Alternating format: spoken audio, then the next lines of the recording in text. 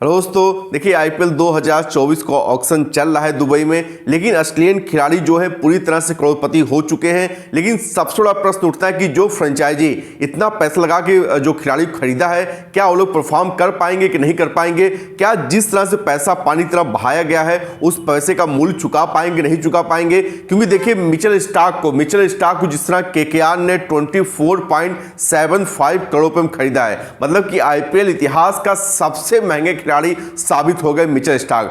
24.75 आज तक आईपीएल के इतिहास में, मतलब कि 16 सीजन हो चुका आईपीएल का, इस बार 2024 17वां सीजन होगा। इतने टाइम में कभी भी इतना बड़ा खिलाड़ी नहीं बिका, इतने पैसों में खिलाड़ी नहीं बिका है। ये इतिहास एक तरह से बन गया आईपीएल का। और 24.75 करोड़ रुपए में खरीदा गया है, केकेआर ने उनको खरीदा है। और बड़ी ही मतलब कि जद्दोजहद करनी पड़ी स्टार्क को खरीदने के लिए। वहीं आपके पैट कमिंस को सनराइजर्स हैदराबाद ने 20.5 करोड़ मतलब 20.5 करोड़ रुपए में खरीदा है। तो आप समझ सकते हैं कितना पैसा में खरीदा है। और अगर बात किया जाए पैट कमिंस इससे पहले केकेआर में थे फास्ट बॉलिंग के रूप में। वहां उनकी काफी मार पड़ती थी। और इतनी मतलब T20 के हिसाब देखा जाए तो पैट कमिंस T20 के हिसाब से उतने अच्छे बॉल नहीं है। अब हम अगर ओडीआई की बात करें तो उसमें ठीक ठाक काम कर देते हैं, वहां भी उनको मार पड़ती है। लेकिन कहने का मतलब ये T20 में तो काफी मार पड़ती है पैट कमिंस को। तो किस लिए लिया गया है 20.5 करोड़ रुपए?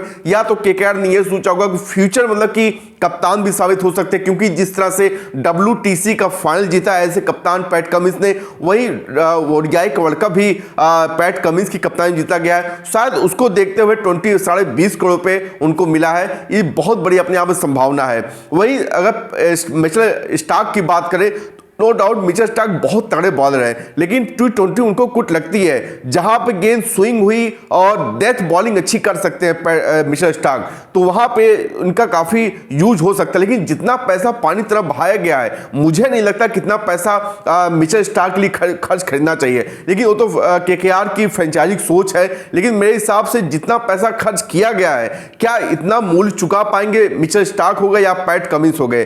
तीसरी जो बड़ी बोली लगी है आपके डेरिल मिचेल को लेकर। न्यूजीलैंड का जो मिडिल ऑर्डर का बैट्समैन है, जिसने ओडीआई वर्ल्ड कप में बहुत अच्छी बल्लेबाजी किया है, 14 करोड़ में चेन्नई सुपर किंग्स ने खरीदा है। और मुझे लगता है कि डेरिल मिचेल का जो सौदा किया गया है चेन्नई सुपर किंग्स के द्वारा, यह बहुत तगड़ा और बहुत मजबूत सौदा किया गया, क्योंकि मिचेल स्टार्क डेरिल मिचेल जो है बॉलिंग भी कर सकते हैं और 3, 4, 5 नंबर में बहुत शानदार बैटिंग कर सकते हैं। उनके पास स्पिन खेलने का पूरी काबिलियत मौजूद है, फास्ट बॉलिंग खेलने की पूरी काबिलियत मौजूद है। तो डेरिल मिचेल का जो सौदा हुआ है 14 करोड़ रुपए में सीएसके तरफ से, ये मुझे लगता है बहुत सही हुआ है, इसमें तो कोई डाउट नहीं है।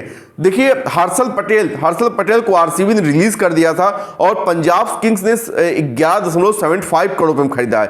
मतलब 11.75 करोड़ रुपए हर्षल पटेल को खरीदा पंजाब किंग्स ने। मुझे समझ नहीं आता हर्षल पटेल मतलब कि वही उनके पास कुछ गेंदबाजी जैसे मतलब जहां पिच स्लो रहेगी वहां तो काम चल जाएगा, लेकिन जहां पिच स्लो नहीं रहेगी वहां उनको काफी काफी मार पड़ती है हर्षल पटेल को। क्योंकि आरसीबी में लास्ट सीजन देखा गया काफी उनको मार पड़ी थी। कुछ जगह बॉलिंग अच्छी की, लेकिन जहां पे ग्राउंड छोटे होते हैं और जहां पे गेंद तेजी से आती है वहां तो मार पड़ती है। जहां पे पिच स्लो होती है वहां पे तो काम चल जाता है उनका।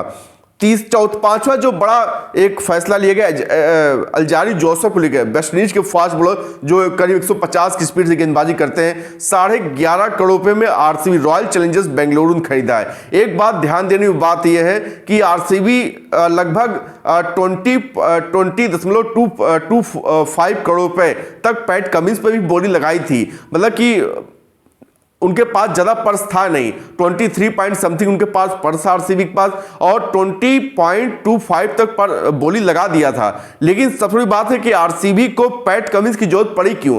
पैट कमिंस फास्ट बॉलिंग तो करते ही, साथ ही शायद नेक्स्ट कप्तान भी सोचा जा रहा था आरसीबी की तरफ से कि पैट कमिंस कप्तानी भी कर सकते हैं। लेकिन फिलहाल आरसीबी का सौदा नहीं हो पाया और आरसीबी ने अल्जारी जोसेफ को 11.5 करोड़ रुपए में खरीदा। मुझे लगता है यह भी सौदा थोड़ा महंगा पड़ा है। अल्जारी जोसेफ अच्छा बॉलर है, तगड़ा बॉलर है, लेकिन उसको भी काफी मार पड़ती है और इससे पहले गुजरात टाइटंस तरफ से खेले हुए हैं तो वहां भी अच्छी बॉलिंग किया है। और सबसे बात है कि नीचे आके चौके छक्के भी मार सकते हैं, इनके पास वो सलाहियत सलाहियत मौजूद है कि नीचे आकर मतलब कि लोअर मिडिल आकर मतलब जहां पे जो आरसीबी के पास बॉलिंग है उनके पास कोई बैटिंग नहीं कर सकता है।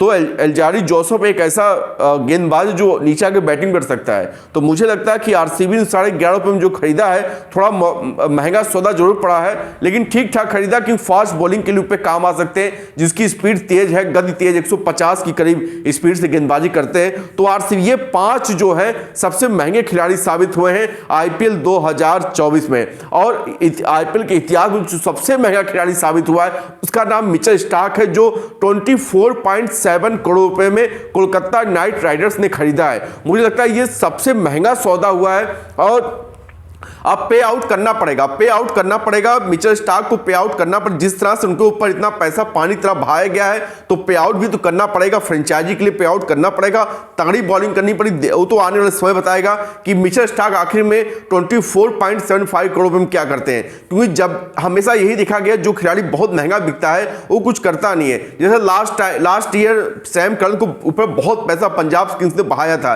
लेकिन कोई ना बल्लेबाजी परफॉर्मेंस आई ना उनकी गेंदबाजी परफॉर्मेंस आई है। तो इसको देखते हुए ये कह सकता हूं कि बहुत मुश्किल डगर होगा, लेकिन आने वाला समय बताएगा कि क्या कुछ करते हैं, वो तो समय डिपेंड है। लेकिन मैं ये जो कहूंगा कि मिचेल स्टार्क और पैट कमिंस, खासकर पैट कमिंस को तो बहुत मार पड़ती है T20 में, और मिचेल स्टार्क को भी मार पड़ती है। हाँ, डेथ बॉलिंग अच्छी कर सकते हैं मिचेल स्टार्क, ये कहना गलत नहीं होगा। तो आई होप वीडियो अच्छी लगी हो, प्लीज सब्सक्राइब, मैच लाइक कीजिए, बेल आइकन प्रेस कीजिए। ख्याल रखिए, मिलते हैं बैठ के। जय हिंद, जय भारत।